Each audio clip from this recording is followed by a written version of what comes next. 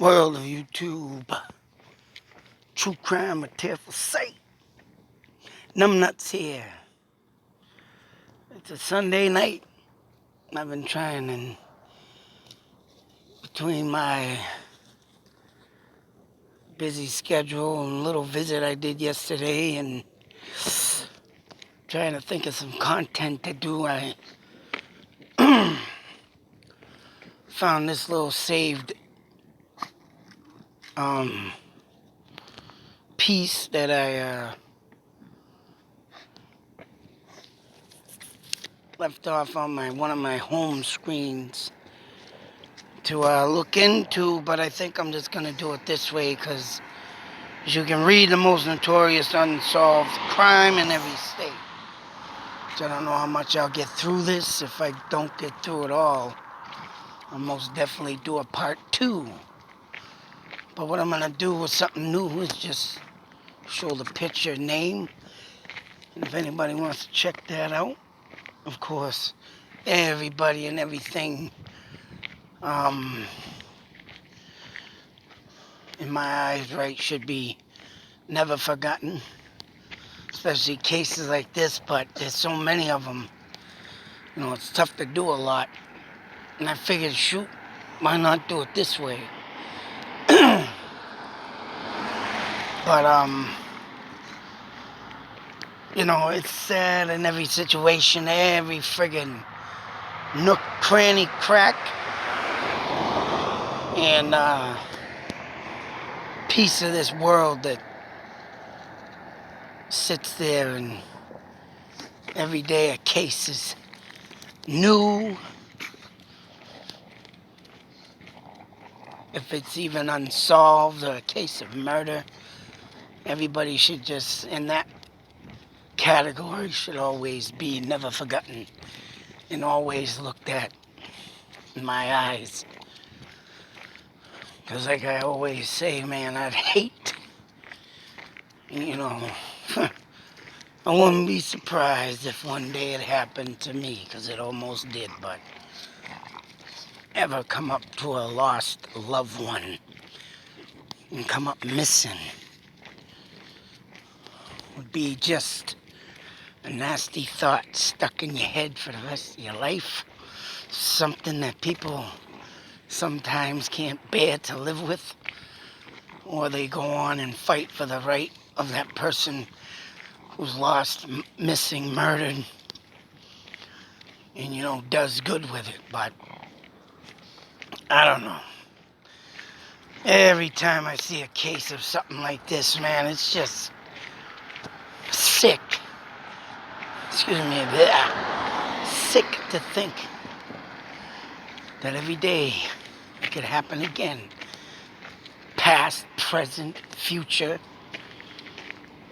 And it's even more sick when the case is unsolved and never to be looked at. Just insane how the world works. So let's get into the list. First person, Alabama, Sherilyn Marlar, 1984.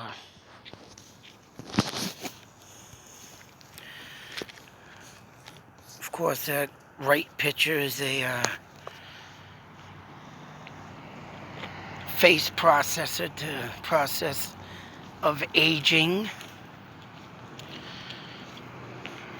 June 6th, Greenville native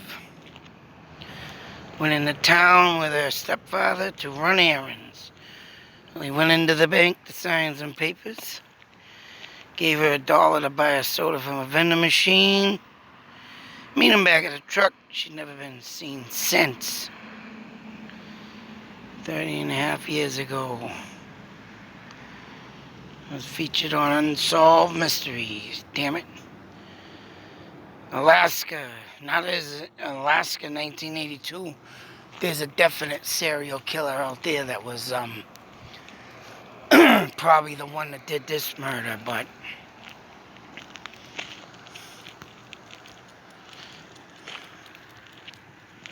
fishing boat investor were killed in Craig in 1982. 8 people. Children fishing boat called the Investor. It's been 1982. The killer is then believed to have returned to the scene the next afternoon. Set the boat on fire. It was the biggest mass murder less in history. Rocked the small fishing town.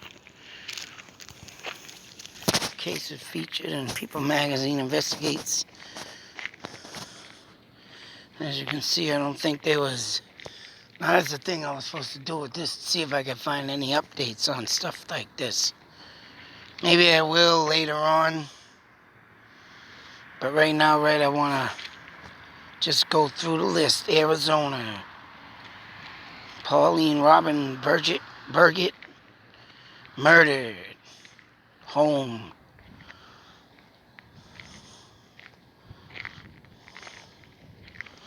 Multiple stab wounds. They have DNA evidence, but no source for it yet, according to Fox 10 Phoenix. Here we go again, folks. DNA evidence, and still, this could be a friggin' murder that ain't been solved yet. Arkansas. Who was that? Oops, sorry. Morgan Nick. Elma Ballpark, 1995.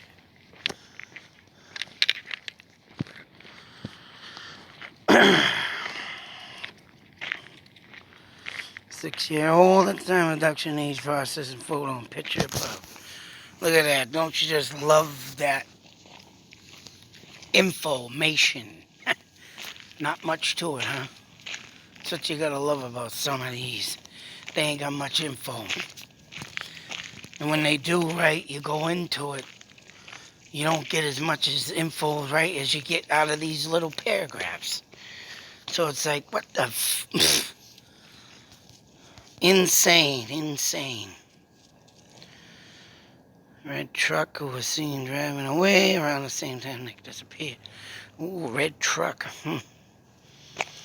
Countless leads. It's already has no closer to finding her. Arkansas alert system is also named in honor of Nick. Nancy Grace featured a cold case in 2010, and the family received a new home on Extreme Makeover. Ain't that's nice. Nothing. Like I said, I'm gonna look up to see if anybody has ever seen that. This one, Zodiac Killer. Oh man, I wish I could say what I know, but can't. But this guy has been known to be said to have been other people, Unibomb or whatever. And everybody I analyzed face-wise, the only thing I can say about this case is the people I say is not this man is the truth. That's all I can say. Is the truth. None of the men they think. And there's a few of them I think, or a couple, at least a couple of them they think is him.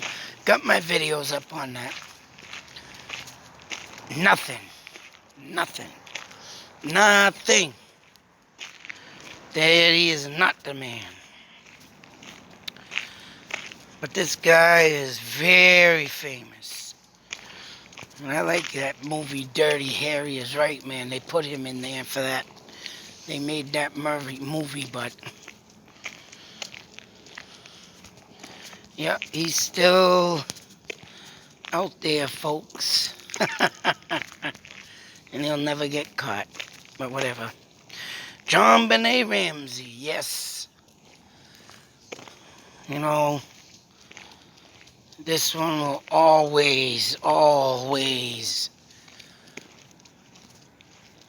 have that mother. I don't care what anybody says.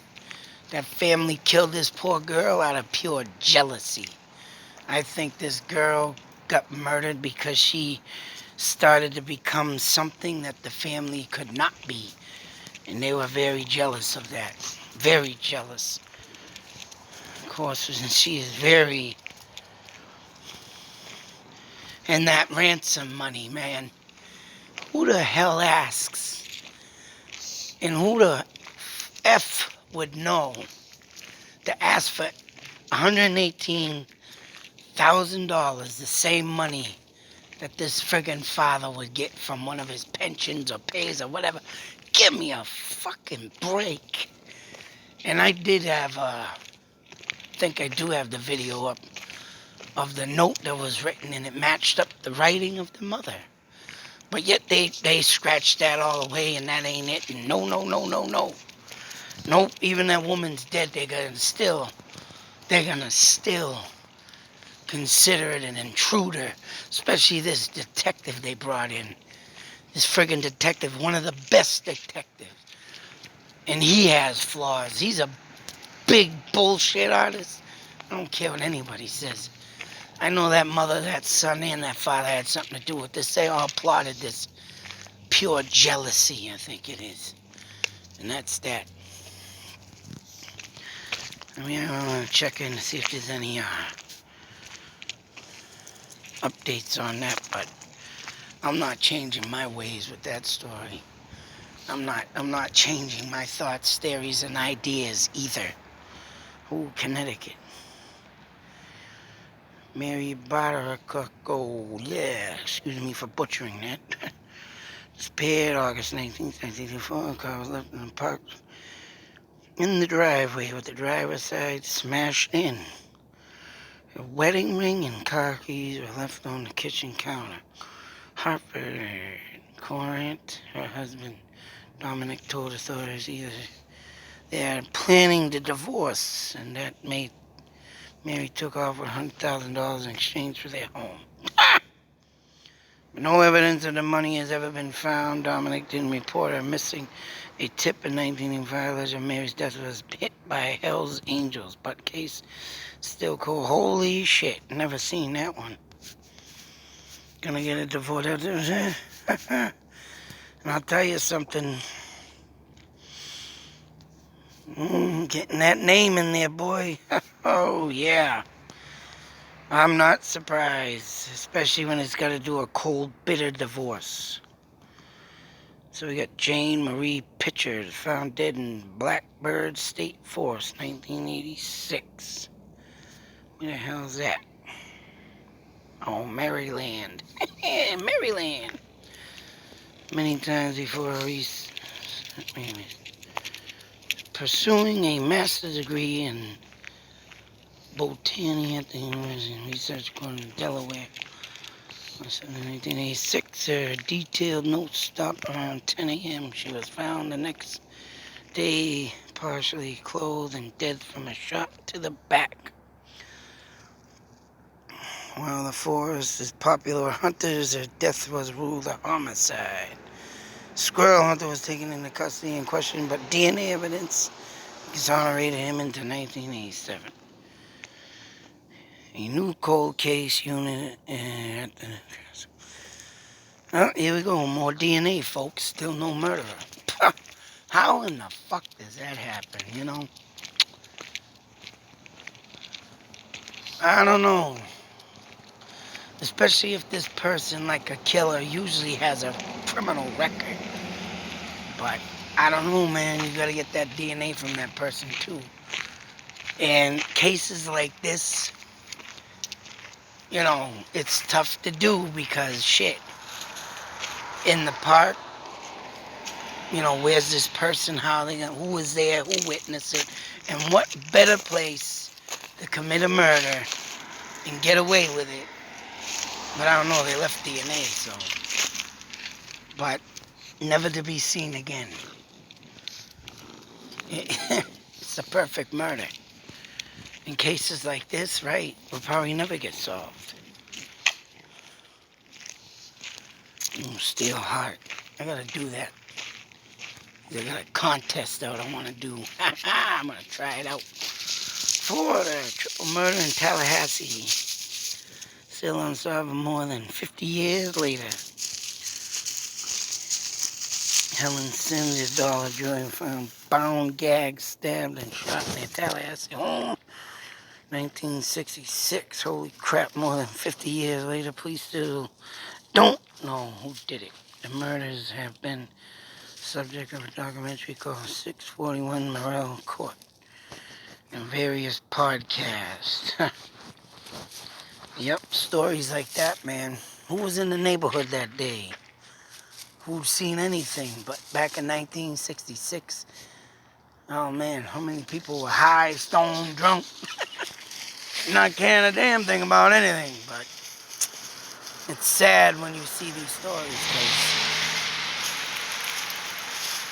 when you got people out there stalking and, nothing, no one's seeing nothing. Them are the toughest cases in the world, boy. But it even is a fucking joke when you have DNA. You still can't find nothing. Have to look into that one. Georgia. Vanessa Honey Malone visiting a friend's apartment in 2012. 18-year-old, not long in Florida. Neighbor apartment complex called to see if Vanessa was okay. She didn't pick up the phone. Two friends. Yep. Look at that. That even sucks the most when you're that close, you hear all this stuff. Victims armed robbery. That's them are the ones that really suck, when someone's right there, and there's nobody that can do nothing. I mean, yeah, a simple phone call, no one answers. And just to think there's someone doing something to hear shots. I mean, if that's the case, man, then someone should have really thought of calling 911 right away. So what the hell? Didn't pick up the phone? Or are we renting the apartment when she was killed? Said they were victims of an armed robbery.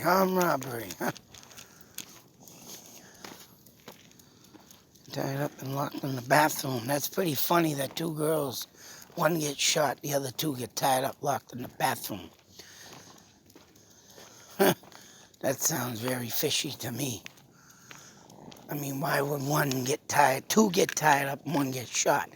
Unless she was trying to fight her way out of there, or whatever the case may be. Them are the suspicious cases right there, man. Very suspicious to even think that one person gets shot and the other two get locked in the bathroom. Just seems kind of fishy to me. An arrest was made in April, but more people were likely involved. So that would mean, right, someone didn't like her. Maybe they did a scenario of doing a robbery and put her down for whatever the reason may be. Who knows, maybe she was messing around with someone's man, or maybe she got out of a relationship and someone wanted it, or was in a relationship. Someone wanted a man and wanted her dead, A lot of scenarios have come up that in the past of people getting killed because of someone wanting something of theirs. That's what that reminds me of. I'm going to stop it here. I'll do the next. I'm going to do a part 2 of this. It's very interesting, too, We do believe that multiple people are responsible for this crime. Ongoing. Yeah, I love when multiple people are there and nothing is arrested. Not but an arrest was made, but more people were likely involved. So this person won't rat them out, whatever the case may be. Them are the freaking crazy stories too, man. These are the ones like the Delphi murders, when they know someone's there and they know they were involved or they know they did it, but yet they wander and walk free. don't get it. I just don't get it. DNA evidence in one of these. Oh, nothing. It's like Bernay Ramsey DNA, but can't friggin' catch nobody. Something that makes you want to bang your head off the wall and say, what is going on with the justice system? I don't know, man. I'm going to do a part 2 of this. We're going to start off with Hawaii. I'd love to go to Hawaii. Anyways, until the next video, be safe, take care. Always beware, just like these people, man. You never know what's going to happen. Especially when the fucking DNA and the people are right there and they're not being arrested, not being caught, not this, not that. Something always up there just drive you crazy, bang your head off the friggin' wall and say, what the F did I just witness? It's crazy. It's just fucking crazy. I don't get it. It's sick. Out.